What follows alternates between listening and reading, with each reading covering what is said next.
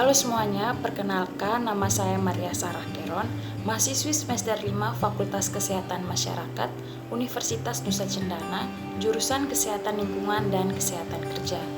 Nah, pada video kali ini saya akan membahas tentang faktor-faktor bahaya di lingkungan kerja dan akan saya jelaskan lebih terperinci pada faktor bahaya fisik akibat paparan radiasi. Nah, adapun poin-poin yang akan saya jelaskan yaitu yang pertama, apa itu bahaya lingkungan kerja? Nah, yang kedua adalah faktor-faktor apa saja yang terlibat dalam lingkungan kerja. Yang ketiga, apa itu faktor bahaya fisik dan apa itu radiasi? Yang keempat adalah contoh dari pekerja yang bekerja pada paparan radiasi. Dan yang terakhir adalah bagaimana cara pengendalian di tempat kerja yang terpapar oleh radiasi. Nah, mari kita simak video berikut ini. Baik, mari kita lanjut pada poin yang pertama, yaitu apa itu bahaya lingkungan kerja. Nah, bahaya lingkungan kerja adalah segala kondisi yang dapat memberi pengaruh yang merugikan terhadap kesehatan dan kesejahteraan pekerja. Nah, poin yang kedua, faktor-faktor bahaya di lingkungan kerja itu apa saja?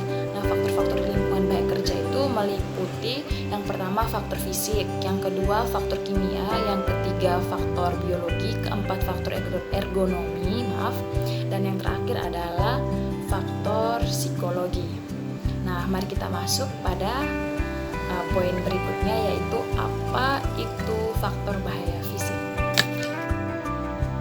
Nah, apa itu faktor bahaya fisik? Jadi faktor bahaya fisik ini adalah potensi yang dapat menimbulkan gangguan-gangguan kesehatan terhadap tenaga kerja yang terpapar, seperti terpapar akibat kebisingan yang tinggi, yang kedua suhu yang ekstrim baik suhu panas maupun suhu dingin, yang ketiga intensitas penerangan atau intensitas pencahayaan yang kurang, bisa juga akibat getaran, dan yang terakhir adalah radiasi. Nah, saya akan menjelaskan lebih lanjut tentang apa itu radiasi. Nah, apa itu radiasi? Jadi radiasi adalah partikel atau gelombang yang berenergi tinggi yang berasal dari sumber alami ataupun sumber yang sengaja dibuat oleh manusia. Nah, cedera akibat jaringan dapat terjadi akibat pemaparan singkat radiasi tingkat tinggi ataupun pemaparan jangka panjang radiasi tingkat rendah. Nah, jika seorang pekerja terpapar radiasi, maka akan dapat timbul efek-efek sebagai berikut. Yang pertama adalah efek dini dari radiasi dosis tinggi dapat tampak lebih jelas dalam waktu beberapa hari kemudian. Namun, efek lanjut dapat tampak beberapa bulan atau beberapa tahun kemudian. Nah, akibat radiasi ini juga dapat mengakibatkan mutasi genetik, di mana jika seseorang sudah terkena mutasi genetik, maka hal tersebut dapat diturunkan kepada anaknya. Nah, masuk poin berikutnya adalah contoh pekerja yang bekerja di lingkungan kerja yang terpapar radiasi.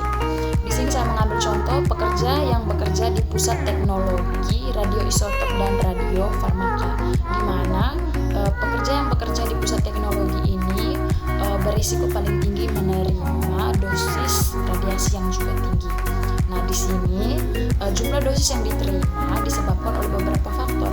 Yang pertama adalah masa kerja, yang kedua banyaknya aktivitas yang dikerjakan, dan yang terakhir adalah adalah faktor dari perilaku pekerja tersebut. Baik, poin yang terakhir adalah bagaimana untuk mencegah radiasi.